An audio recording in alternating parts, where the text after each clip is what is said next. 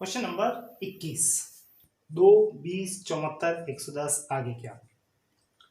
सबसे पहले अगर गैप चेक करें तो 2 से 20 में 18 का अंतर है। 20 और 74 में अंतर कितना दिख रहा है? 54 का। 18 के बाद 54 देखना अच्छा ही लग रहा है। 18 के 54। 74 से 110 में अंतर है 36 का।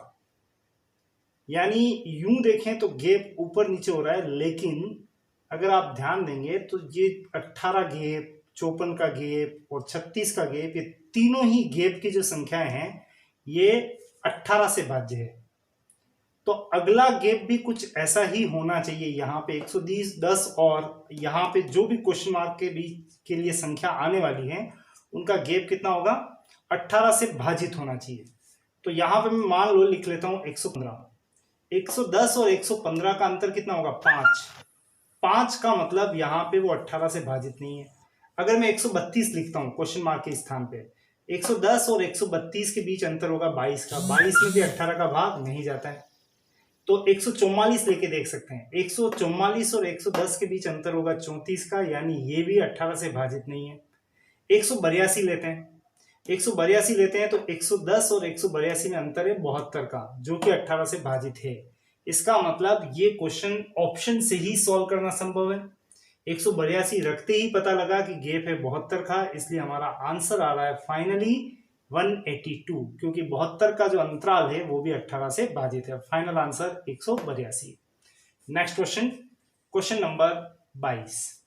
1, 0, 3, 2, 5, 6 आगे क्या। सबसे पहले अगर गैप चेक करें तो 1 का -1, 0 से 3 में 3 प्लस हो रहा है, 3 से 2 में -1, 2 से 5 में +3। अभी तक सब कुछ ठीक चल रहा है, -1 +3 -1 +3, लेकिन 5 से 6 में अचानक क्या हो गया? +1। तो यहां गैप डिस्टर्ब हो गया लास्ट में जाके। इसका मतलब इस क्वेश्चन को गैप से सॉल्व नहीं कर सकते। फिर अगर जब गैप डिस्टर्ब हो तो काम करता है अल्टरनेट सीरीज का अल्टरनेट थ्योरी।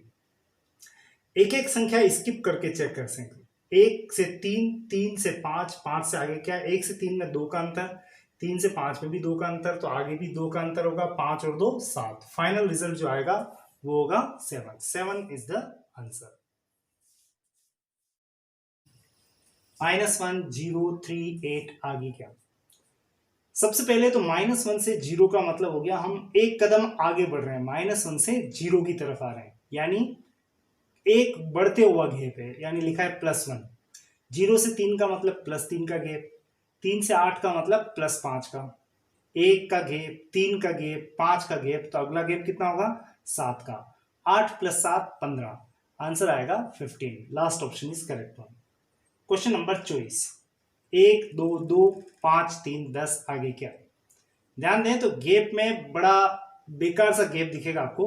1 से 2 में +1, फिर 0, 3 का, फिर -2 का। तो ऐसे क्वेश्चंस में आप सीधे अल्टरनेट चल सकते हैं, यानी एक एक संख्या या दो दो संख्या स्किप करके। जैसे एक एक संख्या स्किप करके चेक करें तो 1 से 2, 2 से 3, तो 3 से क्या आएगा? एक एक बढ़ता हुआ 4, आंसर आएगा 4। अल्टरनेट सीरीज का एग्जाम्पल है ये क्वेश्चन है। Question number 25। Same alternate series का पैटर्न है। 5, 3, 6, 2, 7 आगे, 1 के बाद आगे क्या। तो चेक करें अल्टरनेट से, तो 5 के बाद 6, 6 से 7, 7 से क्या आने वाला है? 8। एक एक के अंतर के साथ में हम कहेंगे कि इसका आंसर जो आएगा वो होगा 8। Final result 8। 26। 3, 10, 31, 94 के बाद आगे क्या। तो सबसे पहले इस क्वेश्चन को दो तरीके से कर सकते हैं। इसका सॉल्यूशन नंबर ए देखते हैं। सबसे पहले 3 और 10 में 7 का अंतर है, 10 से 31 में 21 का गैप है, 31 से 94 में 63 का गैप है। चेक करें तो कुछ उत्साहजनक बात दिखाई देती है। 7 से 21 का अंतर का मतलब 7 तरी 21, 3 गुना बढ़ गया गैप। 21 से 63 का मतलब भी गैप 3 गुना बढ़ गया। तो पहले गैप 7 का था, फिर 21 का, फिर 63 का, ये 3 गुना बढ़ता हुआ गैप है। तो 63 का भी 3 गुना कर दें, 63 इंटू 3 189, 189। आंसर 189 नहीं है, ये गैप है। तो अगला गैप जो होगा वो होगा 63 का 3 गुना 189। 94 में 189 जोड़ दें, 94 + 189 का मतलब आंसर आएगा 283। फाइनल आंसर होगा 283। इसी क्वेश्चन को एक तरीके से और चेक करते हैं। 3, 10, 31, 94 के बाद आगे क्या, 3 से 10 को अगर आप ध्यान दें तो यहां 3 का 3 गुना 9 प्लस 1 10। सेम पैटर्न में 10 इंटू 3 करेंगे तो 30, 30 और 1 31। 31 से 94 में भी शायद यही बात दोहराई जा रही है। 31 इंटू 3 93, 93 में एक जोड़ दें तो 94। तो आगे भी कुछ ऐसा ही करना है। 94 इंटू 3 ये होगा 282 और प्लस 1 करेंगे तो 283। फाइनल आंसर इस तरीके से भी आएगा 283।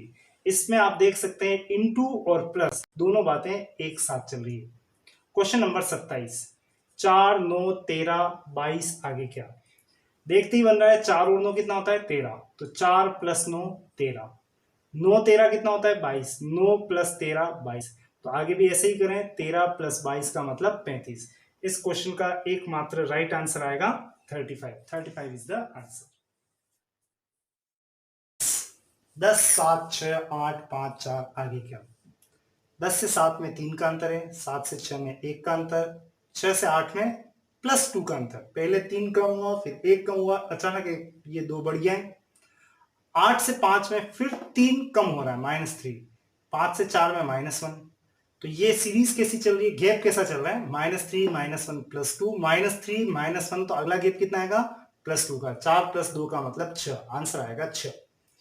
क्वेश्चन नंबर 29, 2, 6, 12, 20, 30 आगे क्या, 2 से 6 में 4 का अंतर है, गैप से चेक करें तो। फिर 6 से 12 में 6 का अंतर, आगे 8 का, आगे 10 का, तो अगला अंतर कितने का आएगा 12, 30 + 12 का मतलब आंसर होगा 42। 42 इज द आंसर।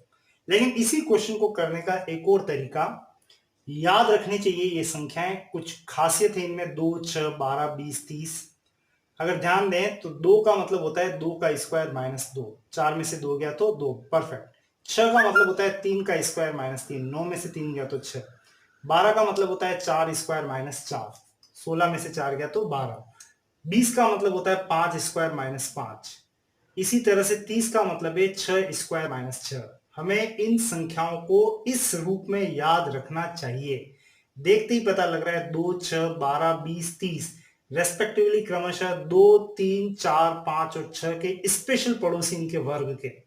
तो आगे क्या होना चाहिए, 7 का स्क्वायर -7। 7 का स्क्वायर 49, 49 में से 7 गया तो कितना आएगा 42। इस क्वेश्चन का आंसर है 42। हो सकता है आपको यहां पर पसंद क्या है, सिंपल वाला कि ये गैप है 4, 6, 8, 10, तो अगला गैप 12 का। लेकिन आपको आवश्यक रूप से ये ध्यान रखना चाहिए, क्योंकि जितने अच्छे आप इन संख्याओं को याद रखेंगे, वर्ग, घन और उनके पड़ोसियों को, आपको श्रृंखला में उतने अच्छे से यहाँ पर प्रोडक्टिविटी मिलने वाली है। तो श्रृंखला के लिए आगे आने वाले चैप्टर वर्गीकरण, सादृश्य के लिए भी इन संख्याओं को इसी परिदृश्य में याद रखने की आवश्यकता है। नेक्स्ट क्वेश्चन, लास्ट क्वेश्चन, 30वां क्वेश्चन, 2, 4, 64, 3, 9 के बाद आगे क्या। 2 से 4 का मतलब 2 का वर्ग हो गया 4, 4 से 64 का मतलब 4 का क्यूब किया तो 64। तो पहले 2 का स्क्वायर किया तो 4 और इसी 4 का क्यूब किया तो 64। इसी क्रम में आगे चले तो 3, 9 आगे क्या, 3 का वर्ग करें तो 9, तो 9 का क्यूब करें, जैसे इस 4 का क्यूब किया था तो 3 का वर्ग 9, 9 का क्यूब करें तो 9 का क्यूब होता है 729। बंधुओं साथियों, यहां पर ध्यान रखना कि इस श्रृंखला के लिए सबसे बड़ी आवश्यकता होती है कि एक तो गैप हम जरूर से चेक करें। कई बार गैप से बात नहीं बनती है, तो आपको वर्ग और घन और अभाज्य संख्याओं पर ध्यान केंद्रित करना चाहिए। इस परिप्रेक्ष्य में आपको 1 से लेकर और 30 तक के वर्ग, 1 से लेके और 12 तक के घन और 1 से लेके 100 तक के अभाज्य संख्याओं को लिख लेना चाहिए और अच्छे से याद भी कर लेना चाहिए। वर्ग और घन केवल सीमित वहीं तक न रहें, उनके पड़ोसियों को भी ध्यान रखना है। पड़ोसी कहने का मतलब -1, +1, अपनी संख्या में से उसी संख्या के वर्ग की संख्या को ही वापस माइनस और प्लस करने का आर्ट, ये भी आपको ध्यान होनी चाहिए। जैसे इसका बेस्ट एग्जांपल है 2, 6, 12, 20, 30।